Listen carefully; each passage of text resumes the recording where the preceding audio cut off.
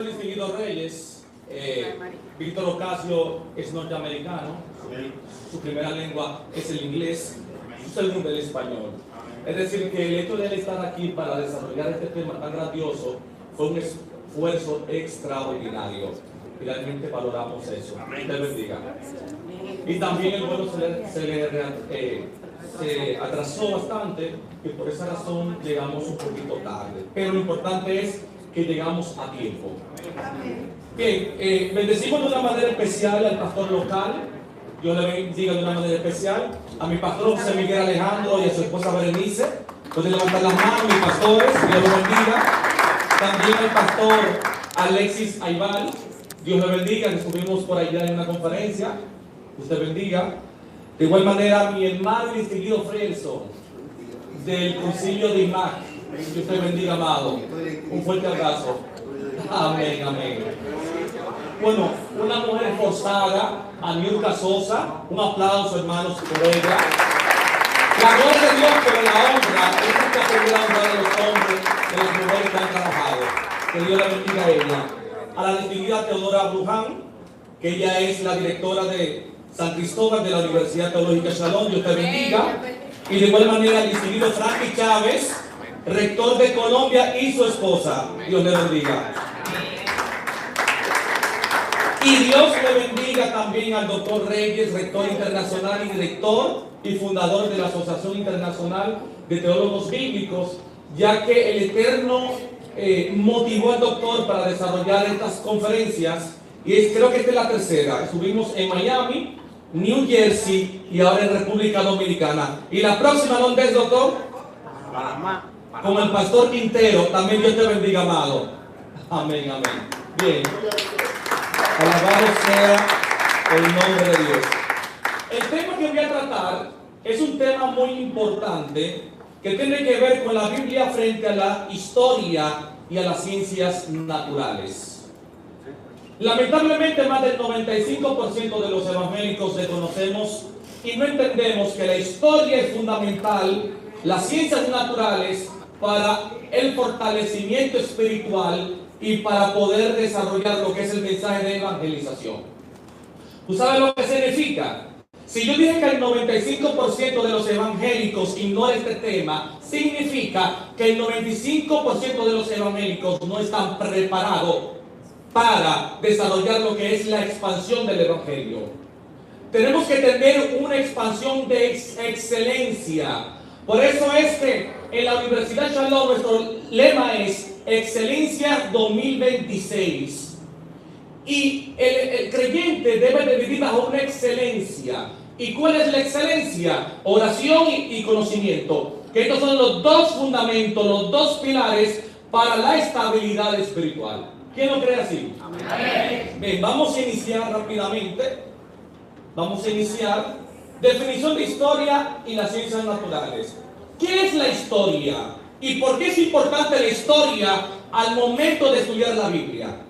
La historia es la ciencia social que estudia y analiza e interpreta los acontecimientos del pasado de la humanidad.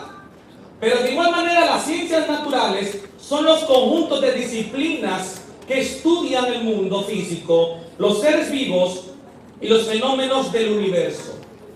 Cuando tú estudias la historia y las ciencias naturales, tendrás la capacidad no solamente de establecer un sermón apropiado en tu iglesia, porque una cosa es predicar, enseñar bajo un grupo de personas que tienen la misma cosmovisión, el mismo pensamiento que tú, pero otra cosa es enseñar y predicar bajo un sinnúmero de personas que tienen ideales, cosmovisiones totalmente diferentes.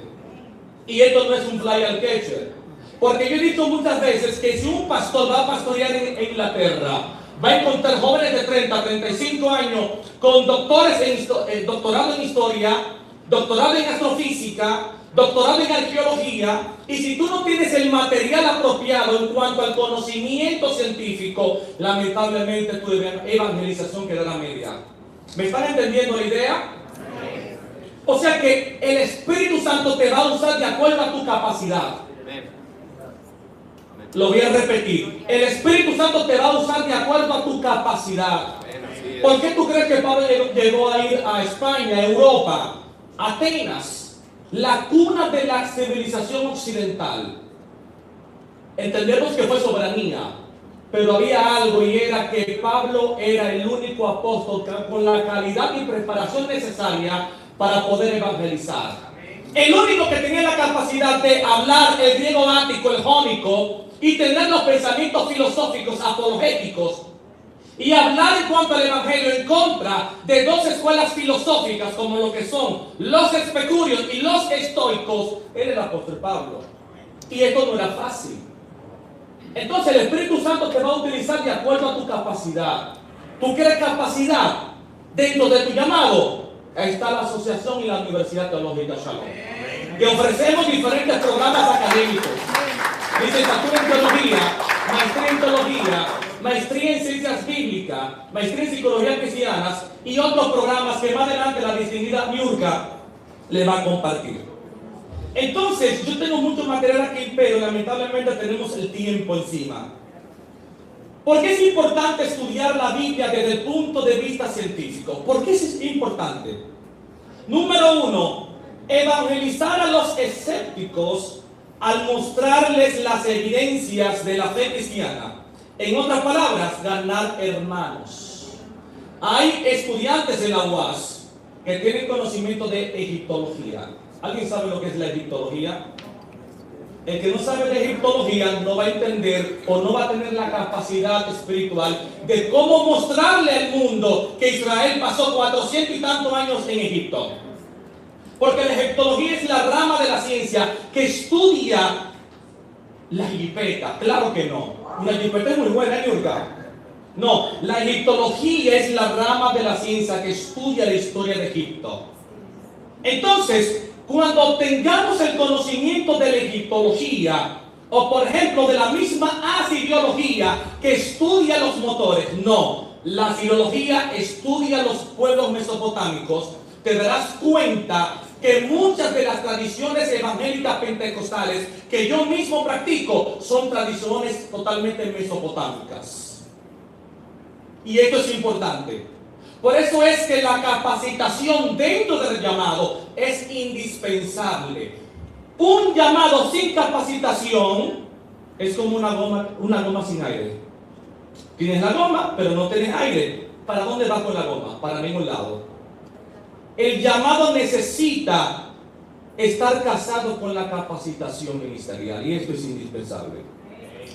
Otro punto importante es que este conocimiento nos ayuda a responder a las críticas o preguntas de los ateos y no cristianos, y desarmar las filosofías de ellos para así llamarlo a la fe en Jesucristo. Otra importancia sería que nos permite mostrar que toda la Biblia es inerrante. Pero ¿cómo yo voy a entender que la Biblia está libre de error cuando yo aún no entiendo que yo tengo una copia de copias, copia de copias, copia de copias, copia de copias, copia de copias? Amén. Ahora, para tú entender eso, compre el libro del Dr. Reyes. Inerrancia bíblica. Yo he leído como 5 veces. Se los dije al doctor, ¿qué pasó con los libros? Pero está en Amazon. Está en Amazon. Está en Amazon. Entonces, bien. Vamos a hablar un poco de la arqueología. Ya el doctor Jairo habló. Amén, amén. Va a regalar hoy en PDF. Un aplauso por eso, hermanos. El libro del doctor se va a regalar en PDF para que todos lo puedan leer. Es una gran bendición, hermanos. Es un libro extraordinario. Yo lo he leído más de 5 veces y vale la pena. Amén, claro. ¿Qué es la arqueología bíblica? La arqueología bíblica es la ciencia que estudia los cambios que se producen en las sociedades, desde las primeras agrupaciones de los humanos hasta los actuales, a través de restos materiales dispersos en la geografía y conservados a través del tiempo. Cuando nosotros comenzamos a analizar la Biblia, te darás cuenta que por qué los antagonistas, los opositores, tienen tantas preguntas y dicen que la Biblia no tiene una coherencia histórica. ¿Tú sabes por qué? Porque según la teología, la Biblia no es un libro de historia. Repito, la Biblia, lo que tú portas, la Reina Valera, no es un texto de historia. Pero existen pequeños fragmentos de historia, que sí hay, existen pequeños fragmentos de historia para llevarnos ¿a qué? Al tema más importante de toda la Biblia, que es la salvación según la soteriología. Usted puede hablar de lo que usted entienda, de milagros sobrenaturales, que es importante, pero nada más importante que la muerte y la resurrección. Si la historia está en el Antiguo Testamento y en el Nuevo, es para desarrollar la muerte y la resurrección de Cristo. Ahora bien, cuando te hacen preguntas concernientes de cómo es posible que existieron tantos humanos en los tiempos de Caín y Abel, ¿por qué tantos humanos? Es una pregunta interesante. Quizás la Biblia no te da respuestas contundentes, pero si yo te explico algo, te darás sorprendido. Y es como dije, la Biblia no es un libro de historia. Ahora, aquí viene la arqueología. La arqueología lo que hace es un descubrimiento científico junto con la antropología, junto con la papirología, con sus excavaciones, y gracias a estos descubrimientos de elementos antiguos, la arqueología reconstruye el espacio vacío que la historia bíblica quizás no nos entrega. ¿Me están entendiendo la idea? ¿O voy muy rápido? Sí, creo que voy muy rápido. Muy bien. Bien. Entonces, cuando se hace un descubrimiento arqueológico, nos daremos cuenta que gracias a este descubrimiento vamos a entender por qué Caín y Abel y las generaciones anti- y postdiluvianas se desarrollaron en cuanto a su demografía humana. Y esto es interesante. Entonces, vamos a hablar de un tema rápidamente que tiene que ver algo que mis estudiantes han escuchado. Y es si verdaderamente Israel estuvo cautivo en Egipto. Pero para tú entender esto, porque yo puedo, como dijo Jairo, yo no necesito de la ciencia para yo entender que Cristo vive. Ahora, yo necesito de la ciencia también para yo entrar al escenario antagónico y explicarle su área de que verdaderamente Cristo es real. Sí, hermano. Que tú tengas la capacidad de estar en tu espacio, en tu confort, pero también que tú tengas la capacidad de estar en el escenario antagonista del opositor y demostrarle con los mismos instrumentos de ellos que Cristo es real. Esto es extraordinario. Lo que hizo Pablo. ¿Qué hizo Pablo? Al Dios, aquel Dios, le habló de la mitología griega. Utilizó el pensamiento de la mitología griega porque él lo dominó y lo dominaba. Y ahí mismo, junto con la mitología, que era un instrumento de los griegos, introdujo el mensaje de salvación. Aleluya. Es interesante, alabado sea Dios. Entonces, existen diferentes posturas. Número uno, que Israel en Egipto es un mito mesopotámico. Es decir, que la historia que dice la Biblia, que Israel duró tantos años en Egipto, es una mitología, no es real. También hay otra que dice que la historia de Israel es una pura tradición. O sea, que es una tradición reconstruida por los rabinos para poder justificar sus orígenes como nación. Son muchas teorías. Ahora, ¿cómo me di cuenta dentro del escenario de la arqueología que verdaderamente Israel duró más de 400 años en Egipto? Fácil. Si el distinguido personal que está monitoreando la imagen, hay una parte que habla sobre las evidencias arqueológicas, esclavos semitas y cananitas. Si puede avanzar, por favor. En este descubrimiento se había descubierto hace muchos años una pintura que determinaba que eran esclavos semitas y cananitas. O sea que nunca en ningún jeroglífico, en ninguna estela, que son elementos de literatura egipcia, se había encontrado evidencias arqueológicas sobre Israel. Pero encontraron algo interesante. ¿Qué encontraron? Que eran esclavos semitas y cananitas, tanto en el papiro de Ipuwer, Avaris y otros papiros interesantes que se habían descubierto gracias a la arqueología. Ahora, ¿por qué no se han encontrado que dice que los escribas egipcios determinaron que eran israelitas o judíos o hebreos? Esto es interesante, hermanos, porque para poder entender esto de esclavos semitas y cananitas, que es la misma cultura hebrea, hay que analizar la cultura antigua, hay que analizar la arqueología y la historia. ¿Por qué digo esto? Porque en primer lugar, primera evidencia de Estela de Menestad. Evidencia de Menestad, me hubiese gustado que esté en pantalla. Evidencia de Estela de Menestad para comprobar ustedes una evidencia arqueológica de que verdaderamente Israel tuvo cautivo, según el descubrimiento. Sí. En este descubrimiento de la Estela de Menestad se menciona la palabra Israel en copto. El copto es la lengua egipcia de aquellos tiempos. Pero rápidamente le voy a leer, exacto, ahí es. Pero rápidamente le voy a leer lo que dice en español, porque fue traducido por un papirólogo. Los papirólogos son aquellos que interpretan los documentos y la literatura antigua. Ahora, ¿qué dice la Estela de Menestad, escrita por un escriba egipcio? Dice: los príncipes están postrados, diciendo clemencia. Libia está desolada, Atik está pacificada, Canaán está despojada de todo lo que tenía malo, Ascalón está desportada, Gezer está tomada, Yanoam parece como si no hubiera existido jamás, Israel está derribado y yermo no tiene semilla. Oye, qué interesante. En esta estela se llaman estelas porque son piedras. Según el paleolítico antiguo, la literatura más antigua de la pictografía se desarrollaba en estelas, en rocas antiguas. En ese lugar, en esa materia prima, era que se escribía. Y ahí podemos ver una de las primeras evidencias arqueológicas de que Israel duró cautivo en Egipto. Ahora, ¿cuál es el deber tuyo? De apuntar o tomar una fotografía. ¿Quiénes lo están haciendo? Porque puede ser que se me olvide ahorita. Tomen una fotografía o escríbanlo, que esto es interesante.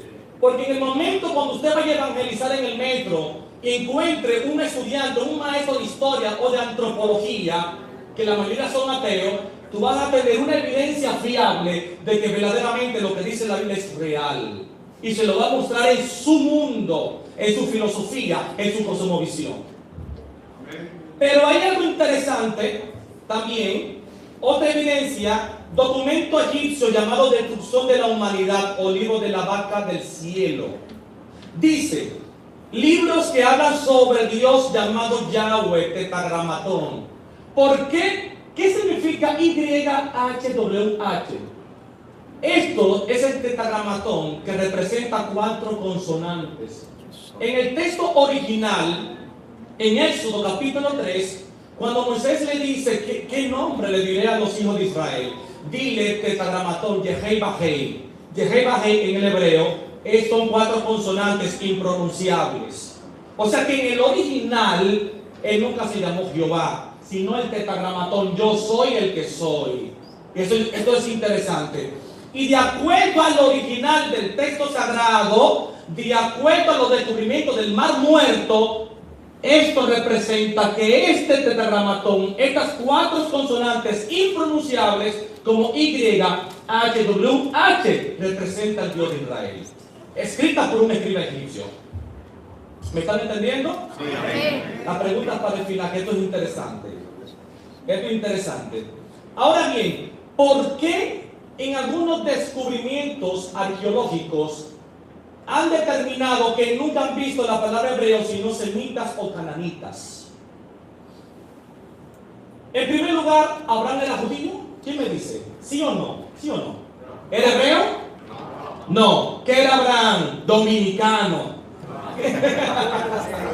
No era dominicano. Abraham era, ¿cómo fue? Caldeo, pertenece a Mesopotamia. Según la palabra patriarcado, la palabra patriarcado dentro del código de Hammurabi significa que el hombre tenía diferentes culturas. Era un políglota. La palabra políglota significa alguien que domina diferentes idiomas.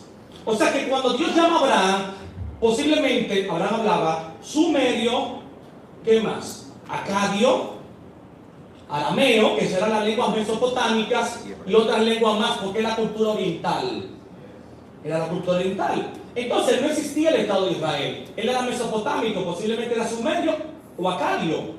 Sumerio o acadio, y sus culturas totalmente mesopotámicas, y se lo puedo demostrar a ustedes que el hombre, todo lo que él hizo fue con cultura mesopotámica, de acuerdo al código de Hammurabi. Pero es otro tema. Ahora, entonces, Israel no existía la lengua hebrea, no existía un sistema político que regularizara su identidad como un hebreo, como un judío o como un israelita. Número 1, Abraham mesopotámico. La siguiente, por favor. El término patriarca, Dios no fue que le estableció el término patriarca. Ahí bien, ahí está bien.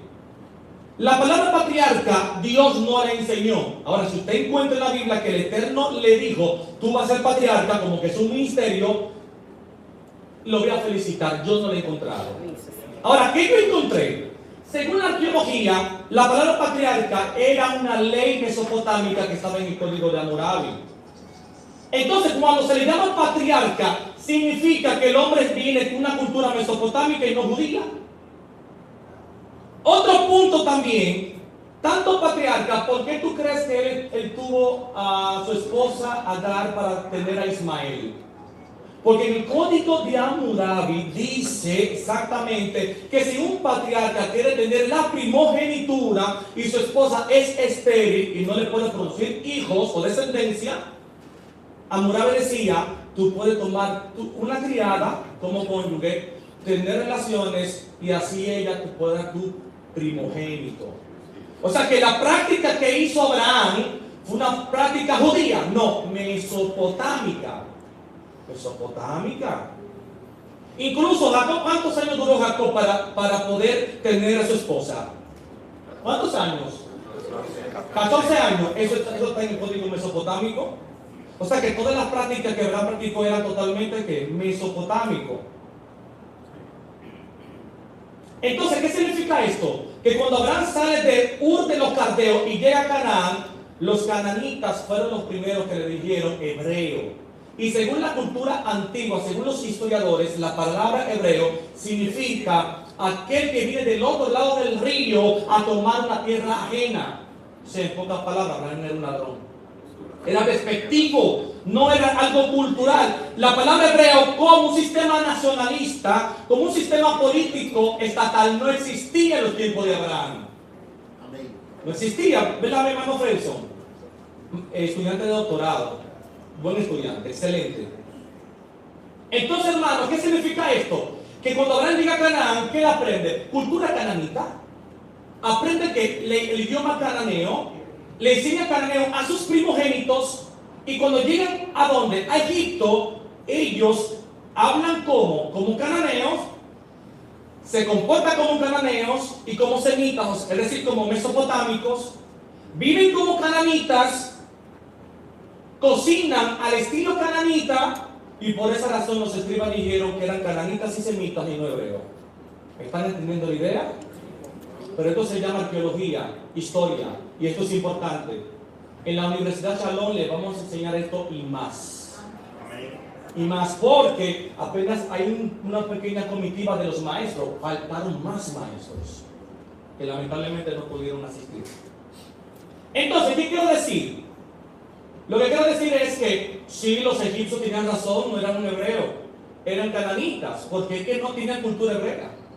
Entonces, cuando tú domines esto, podrás defender la fe de una manera científica, apropiada, con excelencia, y eso es lo que Dios demanda en estos tiempos. Es un tiempo de las luces, estamos en la era de las luces.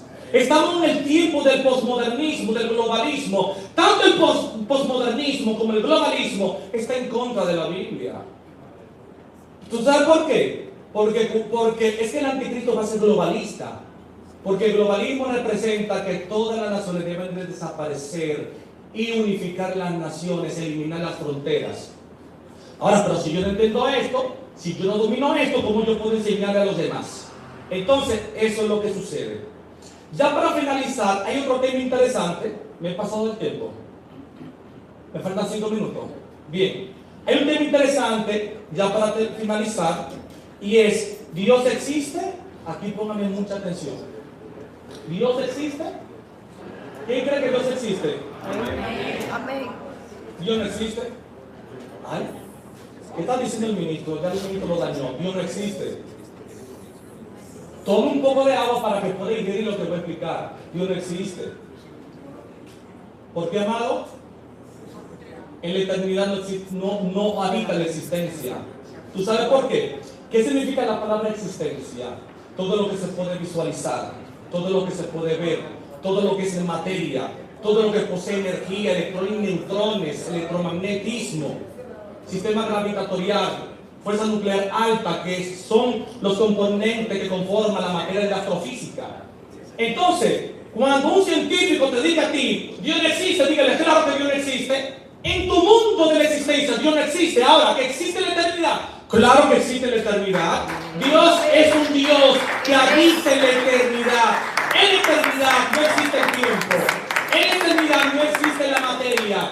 En la eternidad no existe la energía. Y por eso la ciencia humana, la filosofía, la astrofísica nunca va a entender a Dios, porque Dios es un ser que sobrepasa todo entendimiento humano. Dios le bendiga.